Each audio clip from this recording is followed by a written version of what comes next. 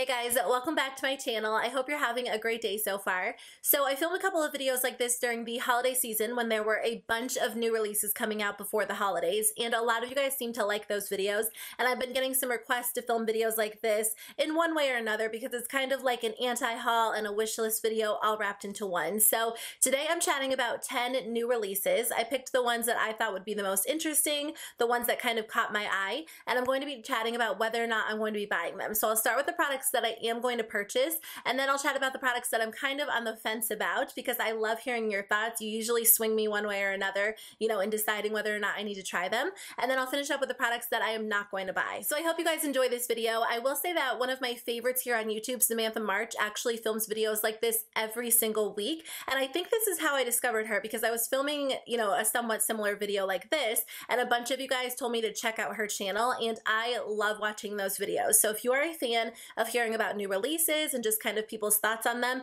definitely check out her Will I Buy It series. I'll link her channel in the description box below because these videos are basically the same thing. And let's jump into it and I'll chat about the products. So like I said, let me start with some of the products that I am going to buy. So the first one is from Anastasia. This palette has not been released yet, but I think it's coming out sometime within the next few months. They actually said the palette was leaked early, so they did go ahead and share some info about it, which I feel like happens to them a lot. At least I think it happened with Subculture as well.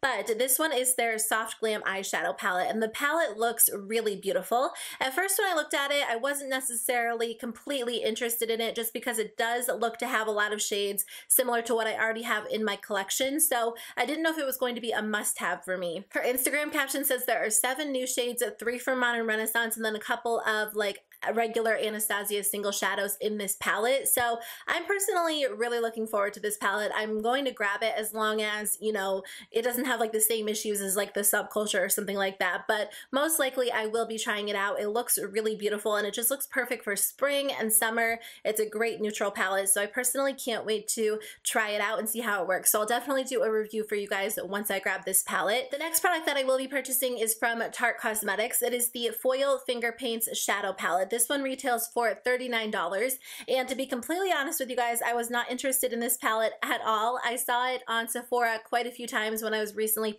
picking up a few things, and this one just didn't really appeal to me. It only comes with 5 different shades, which I feel like isn't a whole lot for a palette, especially a $39 palette. But on the other hand, the shades are really beautiful. They look like shadows that I would wear. So I honestly see myself getting use out of all of them, except maybe the very light blue, but I haven't actually seen this palette in person yet, so I'm not completely sure whether or not I would use that shadow. Sephora's website says that these are textured foil shadows that are so plush and pigmented you can paint them on with your fingers. And the reason why I want this palette is because I was actually watching Jen Love's reviews. She just did this video on like different metallic eyeshadows, and it was a really cool video. I'll link it in the description box below, but basically she applied the shadows before she told you what shadow it was, so you could kind of judge it, based on how it applied rather than, the actual brand or whatever. So when she applied the Tarte shadow, I was like, I have to have that shadow, whatever it is, and then it turns out it was the Tarte palette, and the shadow just looked so beautiful. It looked like it went on so easily, and I definitely wanted to try it out myself. So I will be grabbing this palette. The third product that I am going to buy is from Becca Cosmetics. This one is their Under Eye Brightening Setting Powder. It retails for $25, and it is a weightless, invisible, loose powder that brightens and sets under eye makeup for lasting wear. It's supposed to instantly blur the appearance of fine lines without settling into them, which sounds like the ideal under eye setting powder. A couple of you guys were asking me to review this as well as another one of their new products, which I'll talk about in a second, but I thought I would grab it and try it out because some of you guys were curious about it. And right now I'm using the Urban Decay Velvetizer to set my under eye concealer, which is not marketed as a setting powder. It's really meant to be mixed in with your foundation, which I do use it for that as well. But for some reason, it locks my concealer into place so well. My concealer doesn't crease at all, which is crazy because that has never happened to me. And I feel like most concealers settle in really obviously, and that one works really well. But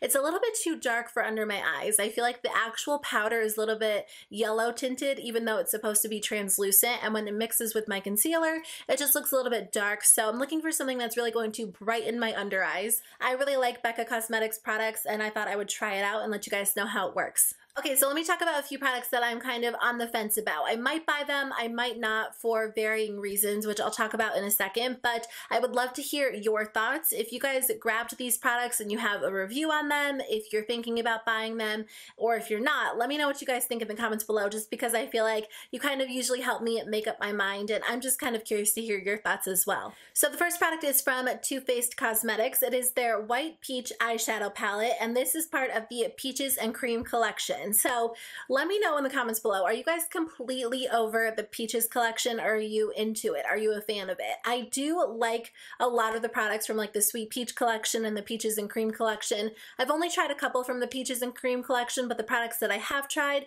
I've enjoyed so far. But at the same time, I kind of feel like they're really milking this whole Peaches collection. And I don't know, I want to see something a little bit different. And I don't know if they're coming out with like an entire white peach collection. I saw a photo on Instagram that kind of made it look like they are, or if this palette is just an extension of the collection. Either way, there are a lot of like peaches and cream products in the Too Faced line, and I could see why a lot of people are getting sick of it. But I feel like this palette kind of came out of nowhere. It retails for $45 and it comes with 12 different shadows in it. You do get a mix of matte, shimmer, and glitter shadows, and I'm not sure if the formula is the exact same as their what is that one called? The Just Peachy Velvet Matte Eyeshadow Palette. I do own that palette and I really enjoy it. I think it's one of their better palettes in terms of formula and quality. I wonder if this formula is going to be the exact same. I know it has to be a little bit different because it's not a completely matte eyeshadow palette. This one does have a couple of shimmer and metallic shadows in it as well. So that's one of the reasons that it appeals to me. And also, I can't lie, I think I'm like one of those people that gets like sucked into the Sweet Peach or the Peaches and Cream hype. The fact that they're releasing another peach palette kind of appeals to me because those are kind of my go-to colors during the spring and the summertime. But leave me a comment and let me know if you guys are completely over the peach products or if you really enjoy them and if you think you'll be buying this palette or not. The next product is from Smashbox, and it is their Photo Edit Eyeshadow Glitter Trios. They only have 3 different options available on the website, and I'm pretty sure these are brand new. They have 0 reviews online right now, but I did just talk about their Photo Edit Eyeshadow Trios in my last anti-haul, and then they released these new glitter trios. So I'm kind of curious about these. I was not interested in the original Photo Edit Eyeshadow Trios just because they looked kind of basic. I didn't think I needed them. But the glitter shadows are kind of pulling me in. I think out of the 3, the only one that I would probably end up trying is the pink toned one in Pick Me, which comes with a matte pink shadow and then also a pink glitter and a rust glitter. I definitely want to try these, but I'm not going to order them online. I think I'll go into Sephora and actually swatch them before I decide whether or not to spend $22 on them, because I feel like $22 is a lot to be a little bit unsure of. If I swatch them and they look promising, I'm definitely going to pick up the pink one. If I swatch them and it just kind of seem like glittery and chunky and a little bit off, I won't buy it. And the third product that I might buy is the Tarte Cosmetics Shape Tape Foundation. So I was absolutely going to buy this until they released, you know, the actual shade range. And of course, you know, I'm a little bit late to the game with chatting about this, but their shade range is unacceptable. I know there are so many brands out there that are really not, you know, very inclusive when it comes to shade ranges. And I've talked about Physicians Formula on my channel before, It Cosmetics, but I feel like now, you know, it's 2018, and if you're going to release a new foundation, especially like a highly anticipated foundation like the Tarte Shape Tape, because everybody loves the Shape Tape concealer, then you need to release enough shades so that everybody can try out the product. I think 12 shades for a company like Tarte Cosmetics is just ridiculous. And obviously, I think all companies need to be more inclusive with their shade range, but some companies, you know, have a higher ability to do that than others do. And Tarte Cosmetics is definitely one that could be, you know, setting the standard rather than falling way below it. They didn't make the effort to include everybody and make sure that everybody could enjoy this product. So I'm personally not going to buy it right now and feature it on my channel. If they rectify the situation by releasing way more shades and, you know, they make more of an effort to include everybody, then I'll kind of of revisit it later on, but for now, I'm just going to skip it completely and just not even support the foundation. Okay, and finishing up with products that I am not going to be buying. So the first one is from Hourglass, and it is their new Vanish Finish Highlighting Stick. If you guys have been around my channel for a while, you might know that I am a big fan of the Vanish Seamless Stick Foundation. It's one of my favorite products. I honestly love that foundation so much. I think it's just one of the most high quality, full coverage foundations that feels really comfortable on the skin.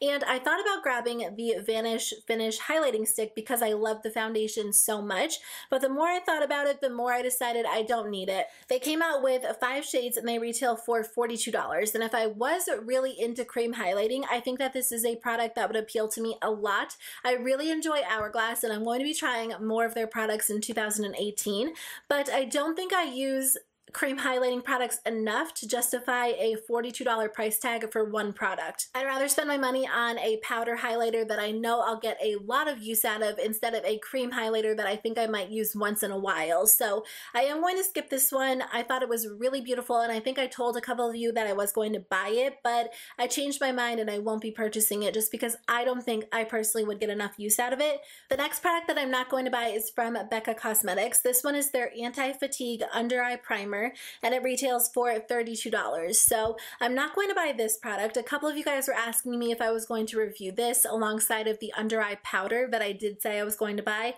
but I don't think I personally, again, not that I wouldn't get enough use out of it, but I don't think I would use a product like this. I don't usually buy separate primers for under my eyes. Sometimes I'll use my face primer, sometimes I'll use like my Urban Decay primer potion, but in general, I just find a good setting powder and use that under the eyes after I apply concealer. And some days I don't even wear concealer. Like when I'm just doing everyday makeup, I skip concealer and just bring my foundation up a little bit higher. So I feel like for me personally, I don't pay too much attention to my under eye area other than setting it with a really good powder to, warrant a separate primer. I will not be buying the new Anastasia powder bronzers. They're coming out with 6 different shades on February 20th, which I wonder if that's when they're coming out with the new eyeshadow palette, but they're $28 each. They are vegan and cruelty-free, which is great, and the colors look really pretty, but I just don't spend my money on higher end bronzers in general. I did try the Becca Cosmetics bronzer and I love it,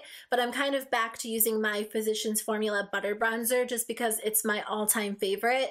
It's hard to say because I do really like the Becca bronzer. I feel like maybe they're tied, but then I feel like the butter bronzer wins because it's a lot more affordable. But either way, I don't like to spend my money on higher end bronzers in general, so I'm not going to be buying this just because $28 is kind of a lot. I mean, it's not the most expensive bronzer that I've seen, but for me personally, I don't know. I just feel like I'm set with my bronzers. I love my butter bronzer, I love my Becca Cosmetics bronzer, and I don't know if I'll be trying another one in 2018, so I think I'm good for now. And then to finish up, Too Faced is coming out with a new unicorn collection. I don't think I've talked about this on my channel yet, but now that I'm looking at it, it kind of looks familiar. I don't know if it's just because we keep seeing unicorn things everywhere or if I have talked about this, but if I haven't talked about it, I won't be buying anything from this collection. I'm just kind of over the unicorn trend, whereas, with the peaches trend, I like those products, but the unicorn products just never really appealed to me in the first place. I'm not the biggest fan of like super bright makeup or like super pastel makeup, so I'll wear it on occasion, but not enough to, continuously repurchase it. Once I have like one bright eyeshadow palette in my collection, I'm good to go. I don't need like multiple super crazy colors because I don't wear them super often. And then the lip products just don't look like lip products that I would wear very often. They're a little bit more pastel, a little bit more like festival inspired, and that's just not my personal style when it comes to makeup. So I'll be skipping over the entire collection. The only thing that I might possibly purchase is the palette if the swatches look insanely beautiful. I can only see like a very small blurry picture of it, and it looks like a pretty palette, but it doesn't look like a must-have for me personally, unless for some reason the palette is like mind-blowingly beautiful in person or the swatches are so gorgeous that I feel like I have to have it. I'll be skipping this entire collection as well. I'm over the unicorn collection. So that is the end of my video, guys. Thank you so much for watching. I hope you guys enjoyed this video. If you guys have any thoughts on any of the products that I mentioned or just any new releases in general, please let me know in the comments below because I would love to hear from you guys. Otherwise, I hope you have a great rest of your day and I'll see you in my next video. Bye.